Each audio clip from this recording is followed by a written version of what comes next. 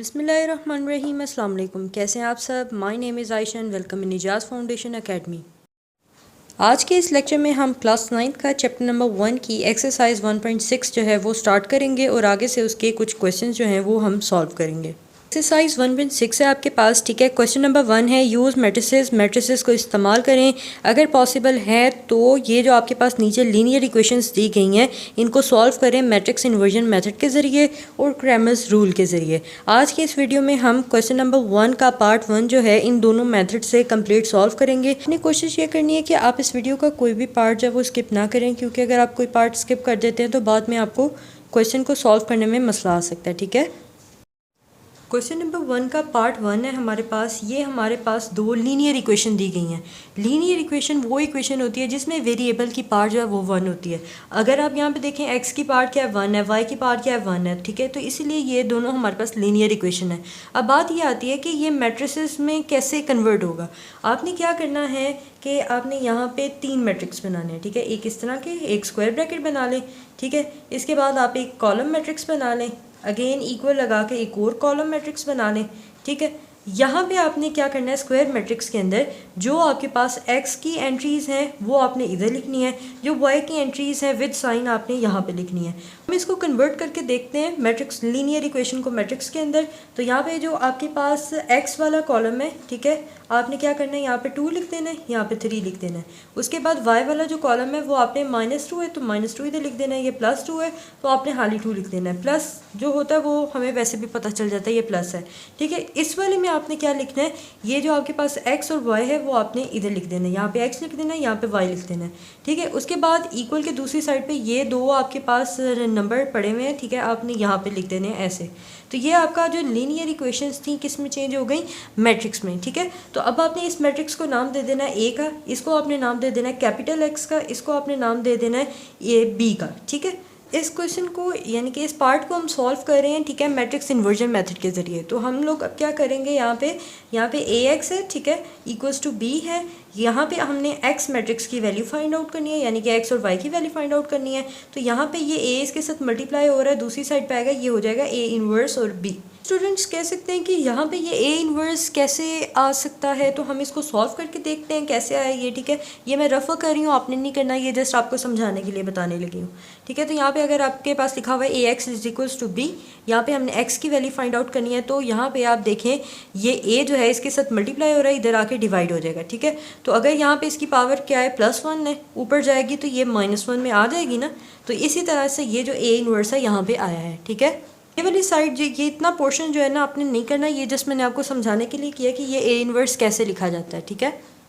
अब आप इस इक्वेशन को कह लेंगे ये इक्वेशन नंबर 1 है, ठीक है। हमने क्या करना है, सबसे पहले तो ए इनवर्स की वैल्यू निकालनी है। आपको पता है ए इनवर्स निकालने के लिए हमारे पास क्या क्या रिक्वायरमेंट होती है। हम पहले डिटर्मिनेंट निकालते हैं, फिर हम एडजॉइंट लेते हैं, देन हम इसके अंदर जो है ए इनवर्स की वैल्यू के अंदर पुट कर देते हैं, हमारा ए इनवर्स निकल आता है।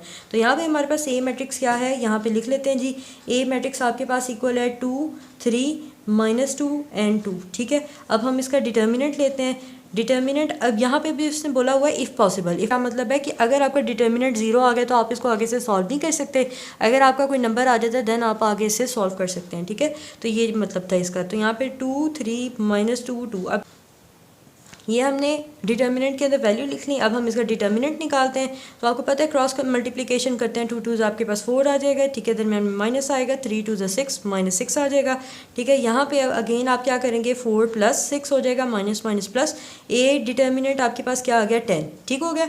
इसके बाद आपने क्या करना है जी, एडजॉइंट निकालना है। एडजॉइंट किसका निकालना है, ए का, ए मैट्रिक्स का। तो यहाँ पे आपके पास एडजॉइंट आपको पता है क्या करते हैं, डायगोनल एंट्रीज़ को इंटरचेंज करते हैं। यहाँ पे भी 2 है तो यहाँ पे भी 2 आ जाएगा, ठीक है। यहाँ वाली डायगोनल की एंट्रीज़ के हम साइन चेंज करते हैं, ये -2 है तो ये +2 हो जाएगा, ये +3 है तो ये -3 हो जाएगा। ये चीज़ आ गई। अब ए इनवर्स की वैल्यू आपके पास किसके इक्वल होती है, 1/a का डिटर्मिनेंट, और उसको मल्टीप्लाई कराते हैं, तो मल्टीप्लाई करवाते हैं हम एडजॉइंट ऑफ ए के साथ, ठीक है। तो अब इसके अंदर वैल्यू पुट करके हम ए इनवर्स की वैल्यू निकालते हैं। ए इनवर्स हमारे पास किसके इक्वल आ जाएगा, 1 डिटर्मिनेंट हमारा किसके इक्वल आया है 10 के, ठीक है। उसके बाद एडजॉइंट हमारा किसके इक्वल आया है 2 -3, 2 and 2 के, ठीक है। अब याद रहे कि हमने लास्ट जब पढ़ा था कि हम मल्टीप्लिकेशन कर रहे थे, उसके अंदर जब हम इन्वर्स निकालते थे तो हम डिटर्मिनेंट वाला जो पार्ट है अभी इसके साथ मल्टीप्लाई नहीं करा सकते ना। वो इसलिए क्योंकि यहाँ पे आप देखें कि ए इन्वर्स मैट्रिक्स के साथ जो है ए इन्वर्स के साथ जो है बी मल्टीप्लाई हो रहा है, यानी कि एक और मैट्रिक्स जो है वो मल्टीप्लाई हो रहा है। अगर आप यहाँ पे इसको मल्टीप्लाई करा देते हैं आंसर तो आपका आ जाएगा, लेकिन आपको सॉल्व करने में मसला आएगा, ठीक है। तो इसलिए अभी हम नहीं पुट करेंगे। ये जो आपकी वैल्यू आई है ए इन्वर्स की, आप देखें अब आपके पास ए इन्वर्स की वैल्यू भी है, बी मैट्रिक्स की वैल्यू भी है, तो आप एक्स की निकाल सकते हैं, यानी कि एक्स और वाई की आप वैल्यू निकाल सकते हैं, ठीक है। तो हम यहाँ पुट करते हैं। अब कहते हैं जी पुटिंग वैल्यूज़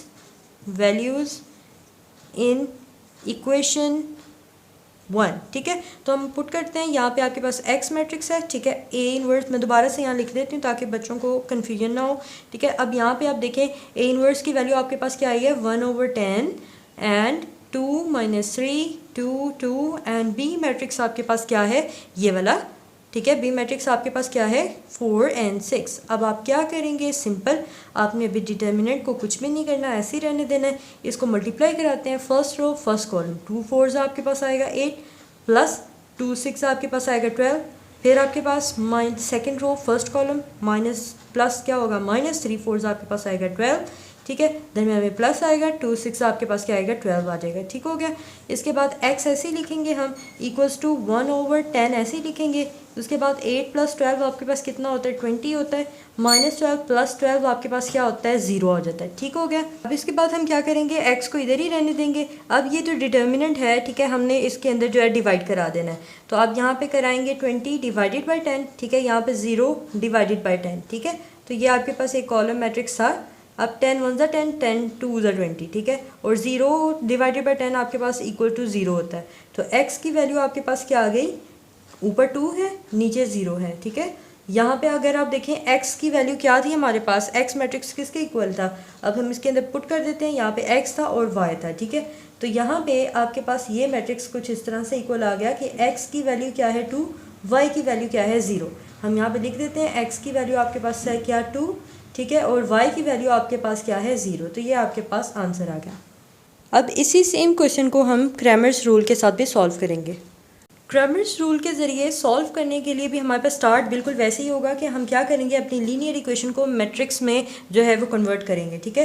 तो यहाँ पे आपके पास क्या था कि आपने क्या करना था कि जो x वाली वैल्यूज़ हैं वो इस कॉलम में लिखनी है और y की जो है इस कॉलम में लिखनी है। तो आपने क्या किया 2 3 -2 और 2 ऐसे ही लिख दिया, ठीक है। उसके बाद एक कॉलम मैट्रिक्स बनाना था जिसके अंदर आपने क्या लिखना था x और y, ठीक है। उसके बाद आपने इक्वल लगा के फिर एक और कॉलम मैट्रिक्स बनाना था मैट्रिक्स के अंदर, जिसके बाद आपने लिखनी है 4 और 6 की वैल्यू, ठीक है। इसको आपने नाम दे देना था क्या, ये A है, A मैट्रिक्स है, ये आपके पास X मैट्रिक्स है और इक्वल लगाकर ये आपके पास B मैट्रिक्स है, ठीक है।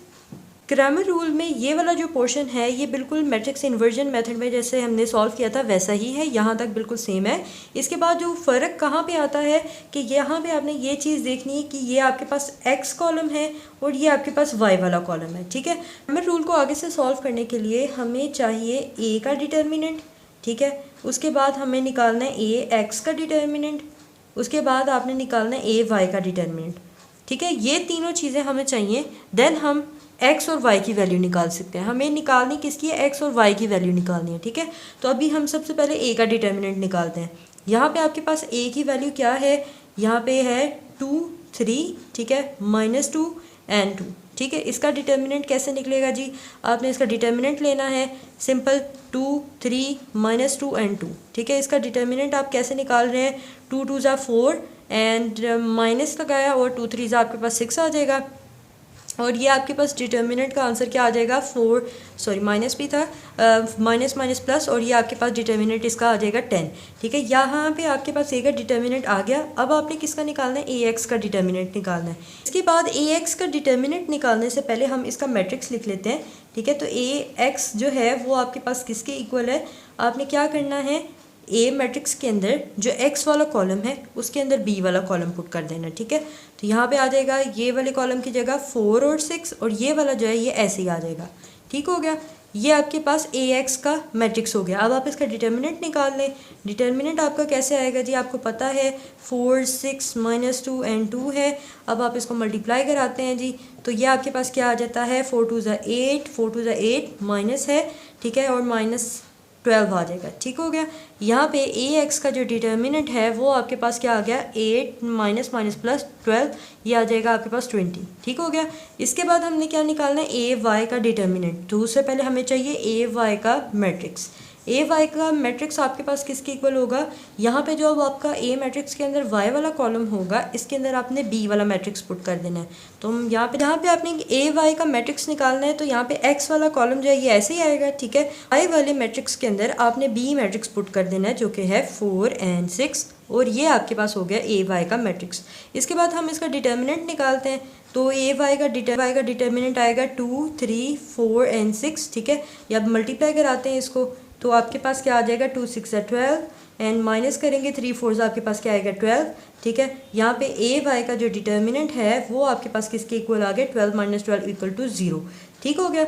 अब यहाँ पे आपने एक्स और वाई की कैसे वैल्यू फाइंड आउट करनी है। एक्स की वैल्यू फाइंड आउट करने के लिए आपके पास फॉर्मूला होता है ए एक्स का डिटर्मिनेंट डिवाइडेड बाय ए का डिटर्मिनेंट, ठीक है। इसके बाद वाई की वैल्यू निकालने के लिए आपके पास फॉर्मूला होता है ए वाई का डिटर्मिनेंट डिवाइडेड बाय ए का डिटर्मिनेंट। अब सिंपली इसके अंदर वैल्यू पुट करते हैं और एक्स और वाई की वैल्यू निकालते हैं, ठीक है। एक्स लिखा हमने यहाँ पे, ए एक्स की वैल्यू आपके पास क्या आई थी, ए एक्स के डिटर्मिनेंट की वैल्यू आपके पास क्या आई है 20, और ए डिटर्मिनेंट की वैल्यू आपके पास क्या आई है 10, ठीक है। तो 10 1 ज़ा 10, 10 2 ज़ा 20, ठीक है। एक्स की वैल्यू आपके पास क्या आ गई 2, ठीक हो गया।